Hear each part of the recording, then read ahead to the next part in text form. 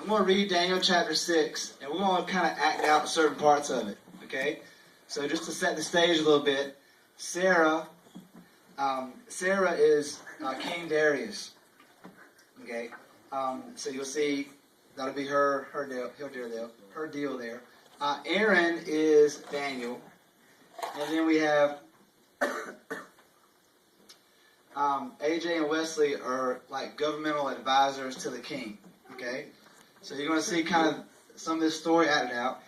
Emma is a lion, and she'll come out later. And she's very, very ferocious. All right. So we're going to go ahead and start. So all we ask you guys to do as we read this chapter is just listen, not be chatty and that kind of stuff, but just listen and try to hear this story of courage that God's given us in the Bible here in Daniel 6. All right. Daniel 6, chapter 1. All right. Darius and Mede decided to divide the kingdom into 120 provinces, and he appointed a prince to rule over each province. The king also chose Daniel and 2 others as administrators to supervise the princes and to watch out for the king's interest.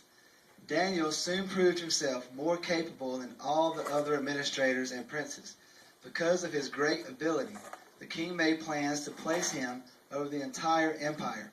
Then the other administrators and princes began searching for some fault in the way Daniel was handling his affairs, but they couldn't find anything to criticize. He was faithful and honest and always responsible. So they concluded our only chance of finding grounds for accusing Daniel will be in connection with the requirements of his religion. So the administrators and princes went to the king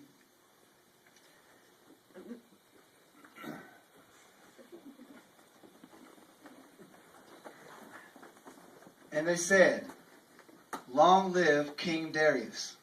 We, administrators, prefects, princes, advisors, and other officials have unanimously agreed that your majesty should make a law that will be strictly enforced.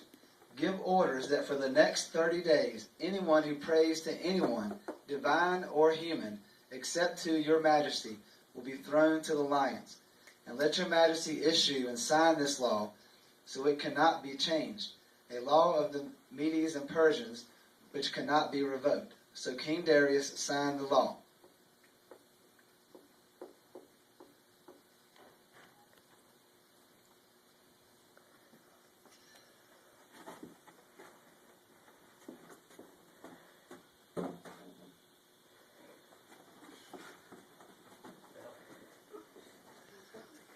But when Daniel learned that the law had been signed, he went home and knelt down as usual in his upstairs room, with its windows open toward Jerusalem.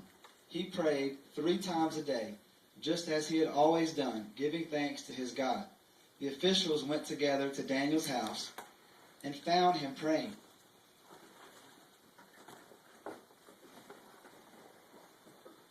And asking for God's help. So they went back to the king and reminded him about his law. "Did you not sign a law that for the next 30 days, anyone who prays to anyone, divine or human, except to your majesty, will be thrown to the lions?" "Yes," the king replied. "That decision stands. It is a law of the Medes and Persians, which cannot be revoked." Then they told the king, "That man Daniel, one of the captives from Judah, is paying no attention to you or your law. He still prays to his God 3 times a day." Hearing this, the king was very angry with himself for signing the law, and he tried to find a way to save Daniel. He spent the rest of the day looking for a way to get Daniel out of this predicament. In the evening, the men went together to the king and said, "Your majesty knows that according to the law of the Medes and the Persians, no law that the king signs can be changed." So at last the king gave orders for Daniel to be arrested and thrown into the lion's den.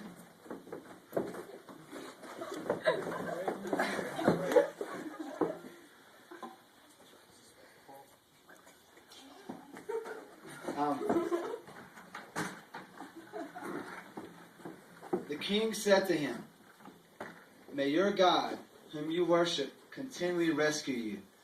A stone was brought and placed over the mouth of the den. The king sealed the stone with his own royal seal and the seals of his nobles, so that no one could rescue Daniel from the lions.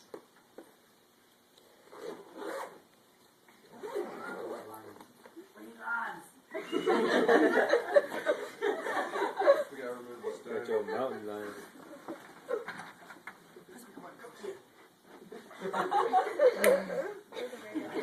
Fail.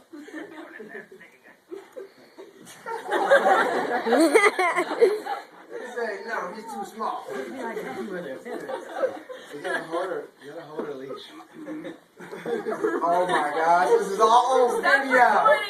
Stop recording it. No, Don't stop. Don't stop. Hold her. Okay. Start petting her, get around her. Alright. It's a lion, not a cat. Then, alright, back. Daniel 6, verse 18. Then the king returned to his palace and spent the night fasting. He refused his usual entertainment and couldn't sleep at all that night. Very early the next morning, the king hurried out to the lion's den. When he got there, he called out in anguish, "Daniel, servant of the living God, was your God whom you worship continually able to rescue you from the lions?" Daniel answered, "Long live the king. My God sent his angel to shut the lions' mouths so that they would not hurt me, for I have been found innocent in his sight, and I have not wronged you, your majesty." The king was overjoyed and ordered that Daniel be lifted from the den. Not a scratch was found on him because he had trusted in his God. Then the king gave orders to arrest the men who had maliciously accused Daniel. He had them thrown into the lion's den, along with their wives and children. The lions leaped on them and tore them apart before they even hit the floor of the den.